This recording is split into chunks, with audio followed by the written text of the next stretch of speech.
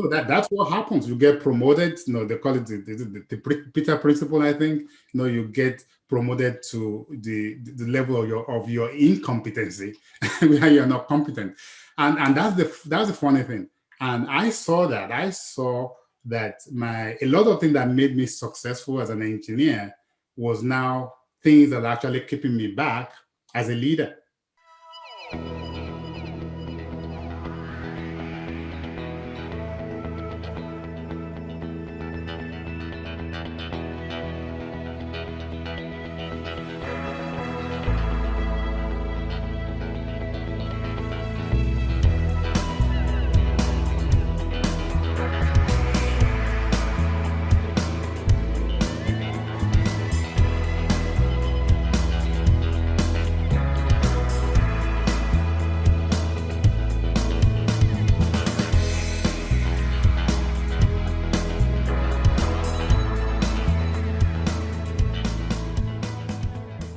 Hi, everybody. My name is Dr. Kristen Donnelly, and I am one of the good doctors of Abbey Research. At Abbey Research, we believe that curiosity will change the world because it's all that ever has. The best way to be human is to do it with other people and to understand the lives and lenses of others. And all of that starts with curiosity. This series is in service of that. It's called Welcome to My World, and I get an opportunity to talk to fascinating folks from all over the show, anyone who is different than me, which is literally everybody, about something in their lives that we should know more about so that we can have a fuller and richer human experience. And today's guest, as always, is no exception. I am joined by Sunday Faronbi, who has 3 decades of experience across 4 continents using the skills that he developed while leading teams to enable and motivate others to become better versions of themselves. We obviously have a lot in common. He's a conference speaker and a coach to project managers, STEM professionals, and executives. Sunny empowers organizations by coaching teams and leaders to develop the skills necessary for their leadership positions. He speaks frequently on how you can use your emotions to work for you instead of allowing them to work against you, which is a very important topic. He's a certified emotional intelligence coach and a member of the John Maxwell team of coaches and speakers, just like my father is, and the author of a newly released book, Nothing Higher: Why You Need to Descend in Order to Soar. I cannot wait to hear about this book. That title is so fascinating. So Sunny, thank you so much for joining me.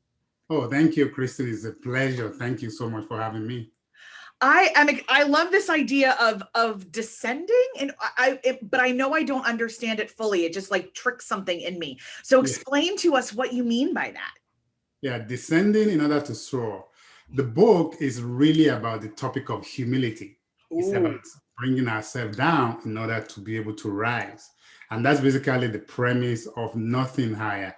Over the last 6-7 years that I've researched this book, I have come to understand how powerful, very powerful humility is to success in anything in life, whether it's professional or personal. We need humility in order to be successful.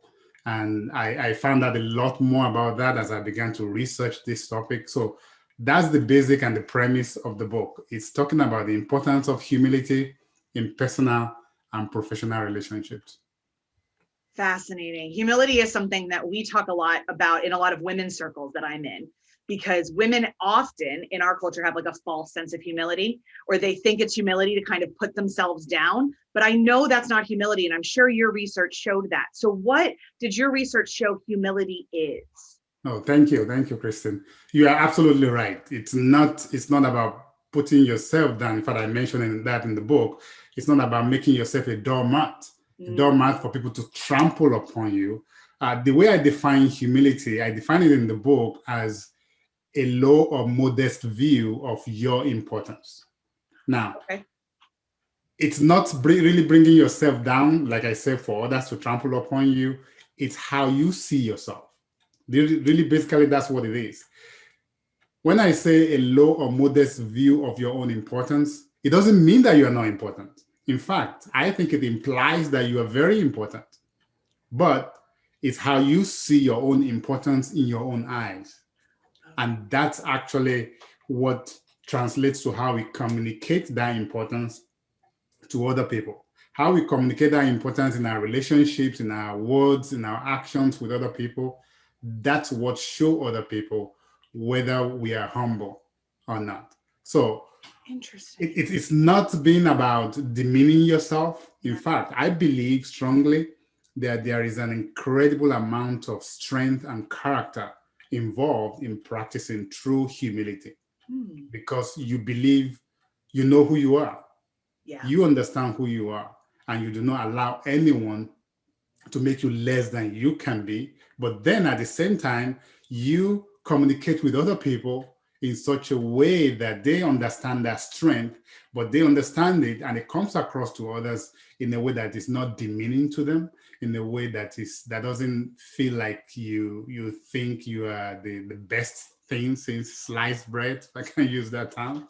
So that's basically what it is. It's a modest view or a low view of your own importance. You may be very important, you may be the most important person there is, but how you see your own importance relative to other people and how you communicate that to them, that's the premise of humility.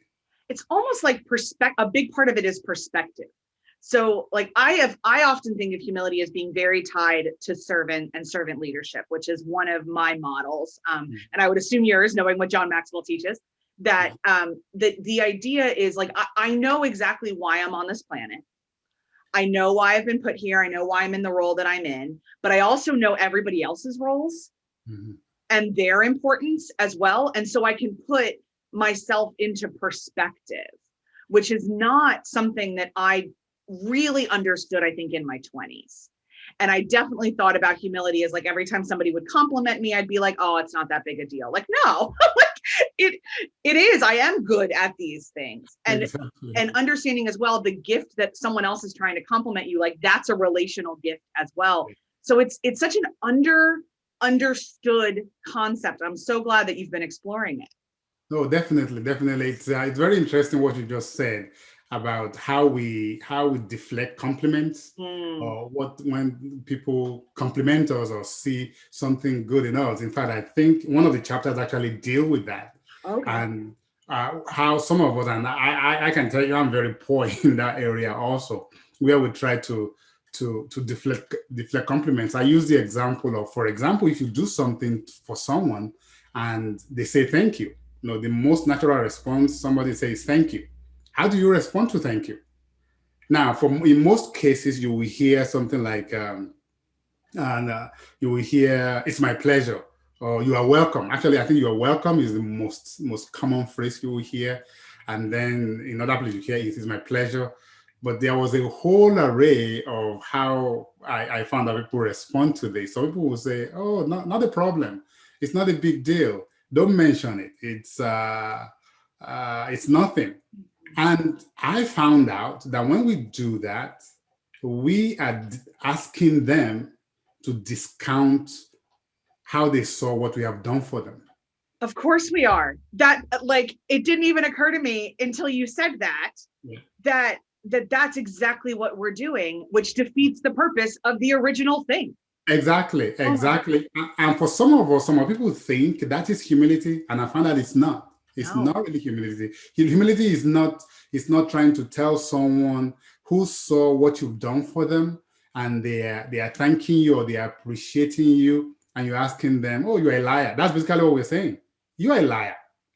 What you are saying I did for you is not that important. Don't come on. And we do that in a feign or a modest attempt at humility, which it doesn't really do that.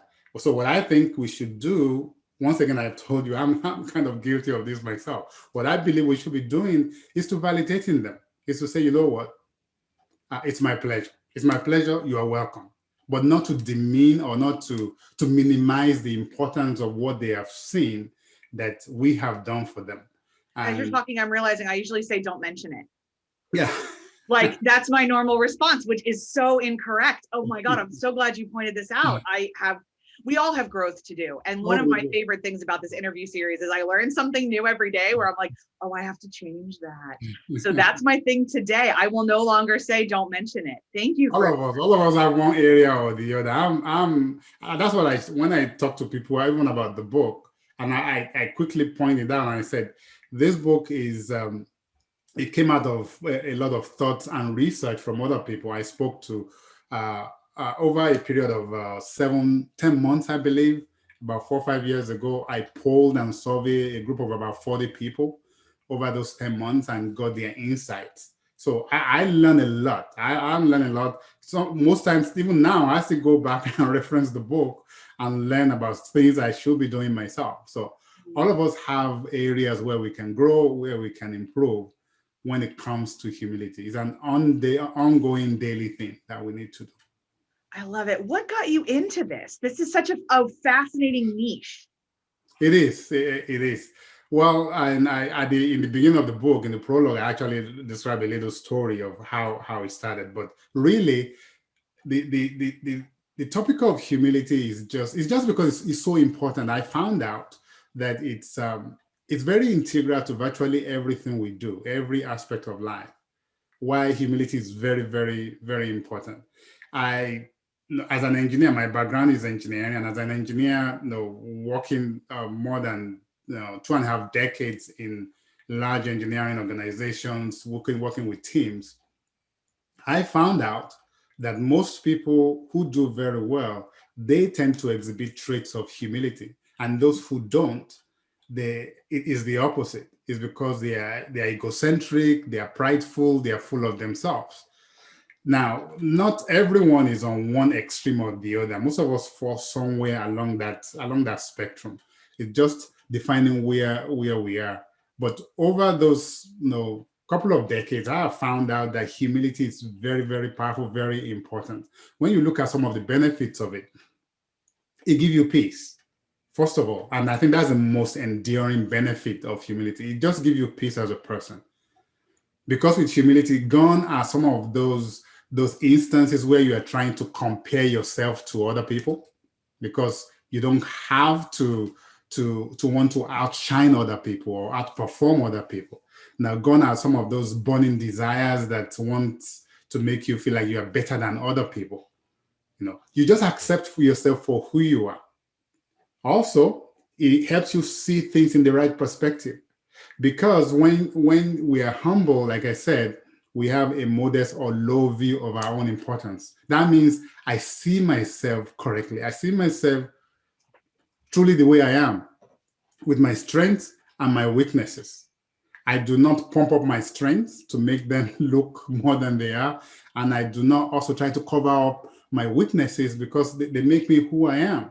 And those weaknesses opens my eyes to the value that other people can add to me. And I can seek out people who are strong in the areas that I'm weak and then collaborate with them and work with them. And as I do that, it makes me approachable to people. That's another benefit of humility. It makes you amenable. You are much more approachable and valuable to people. People see you as welcoming, as agreeable, and it attracts a lot of things. So the topic is it's so powerful. The more I think about it, the more I did the research, the more I realized the importance of being humble to success and to our whole well-being as a human being, internally and in our relationship with others. So important. I'm just reflecting so much as you're talking. It's fascinating. Changing topics a little bit, but this is one of a question I always ask people who have done multiple careers. But what prompted the transition from engineer to like writer, coach, and speaker? Well, it wasn't. It was something that happened over, I would say, over several years. Okay. A period of 10 to 15 years.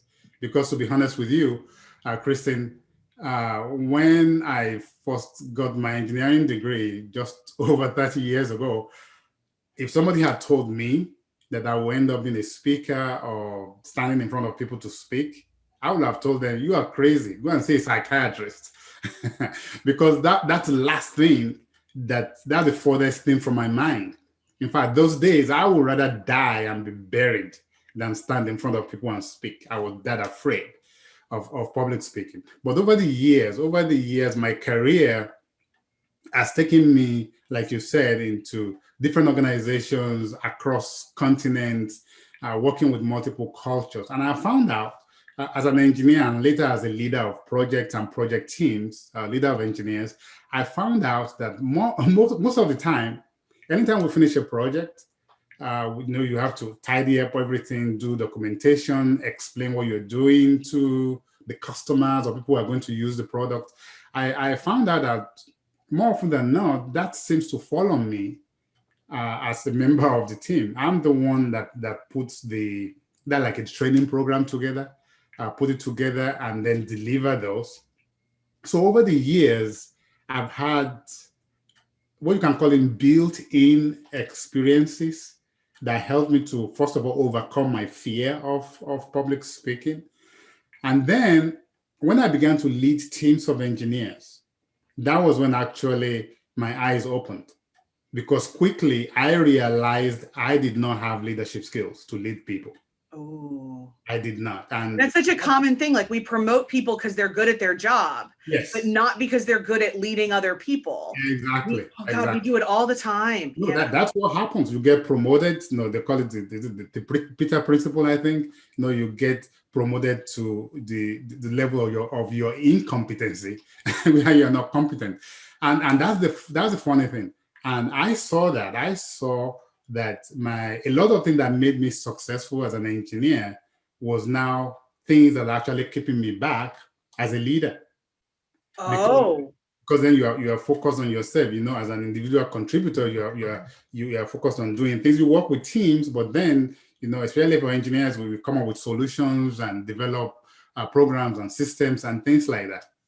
You don't think you need other people unless you have to collaborate with them. But when you are a leader, you depend on your team, and the skill set is completely different. You have to find a way to leverage, influence, and motivate your team members. And I realized quickly within the first year of my leadership role that I didn't have those skills. And because I wanted to be successful, that was where my journey started. My journey actually into the area of leadership. I wanted to be a better leader. I just wanted to be a better leader of my teams. And in the process of doing that, I actually stumbled on something called emotional intelligence. I didn't know what it was. So I stumbled onto it, and I learned more about emotional intelligence, and I began to, I took an assessment. The result was not very good. So I had a coach to help me, and I began to grow and develop in the area of emotional intelligence, because I found out emotional intelligence brings together all of these leadership skills in a holistic way, in a way that shows their interconnection and how we can be successful with them. So that's how I got interested. And as I began to grow in that area, grow with my leadership skills, leadership presence, I saw that what I saw in me earlier, I saw also in most of my career working with engineers and other technical professionals. I think most of us with strong technical backgrounds like that, we tend to be prone not to have those leadership skills. Not everyone, but majority of us tend to be. And I saw that I was able to turn things around when I began to lead those, develop those leadership skills. And I saw that there's a need for technical professionals. Once again, it started with my group of engineers. There's a need for technical professionals to be able to develop those skills early, even before they get to those leadership skills. Yeah, my husband's in IT, and like he talks about his colleagues all the time as like they're having the emotional range of toast. Yeah, like it's something that, and he was in the video game industry before. He's now in kind of more like holistic, like his company provides whole scale IT solutions kind of thing. But he spent his 20s cutting his teeth in video games. And he's like, Kristen, you just have no idea. I was like, I do, because I tried to date some of those people. So I am very aware about the lack of emotional intelligence. But I love this bringing in of emotional intelligence and the marry to humility, because when we teach emotional intelligence at Abbey Research, we talk a lot about it being an inward journey for outward relationships. That's a little bit about kind of how you talk about humility. It's an inward journey for outward relationships. No, definitely it is. It has to start. It starts within you. It starts with you. Like I said, it starts with how you see yourself. because that's the foundation of it. How I see myself is going to determine how I feel about myself, and that's going to determine how I will behave towards you or towards anyone else that I come across. And it's that behavior, my interaction with other people, that's going to determine my success. Whether I'm successful in life or I'm not successful in life. If I'm very harsh, always harsh with people, and I'm not very, I'm not approachable, I'm not agreeable with people. If I don't try to see things from other people's perspectives, people will not want to hang around me. They don't want to be around people who they cannot really easily do life with. And it starts, like you said, it starts with me. Each one of us, it starts with us. So I have to look inwards, look at those things before it begins to come out. I know many times we focus on behavior. Behaviors is important. Behavior modification or whatever it is, it's important because it's the behaviors that people see. Yeah. But we're not going to the root most of the time to see where that behavior is coming from. And it's coming from our minds, from our thoughts, from the things that is going on within us. That's where the change needs to take place before we begin to see the behaviors change. I can't think of a better way to wrap up this conversation than that statement. We have to think about who we are innately before we can ever talk about behaviors. Otherwise, it's Band-Aids on bullet holes. We've got to talk about motivations way more than we talk about behaviors, because the behaviors are an outcrop of your attitudes, worldviews, and mindset. So, Sunny, this has been so wonderful. Do you have any closing comments for our folks before I wrap us up? Well, my closing comment will be to really, really consider how either being humble or not being humble is impacting your relationship with other people, because that's it. That is it. My wife has accused me a few times very early in our marriage that I am the kind of person who enjoy my own company. That's the exactly way she puts it, because as an introvert, I reflect and I keep to my thoughts and things like that. But I'm saying that to say this: no one is meant to do life alone. We cannot. Nobody's an island. We cannot do life alone. And that's one of the reasons for me personally, I hate that term that people say they are self-made. There's not a self-made person in my perspective. It doesn't matter what you have accomplished. You need other people. Yep. Even if you single-handedly develop something that made you successful, other people have to see the value in what you develop and invest and put their resources behind this for you to be successful. So if not, you will not be a success. So there's not a self-made person. The fact is, we are not an island. We are not meant to do life alone. So I'm asking everyone to think about how your behaviors is impacting the people you do life with.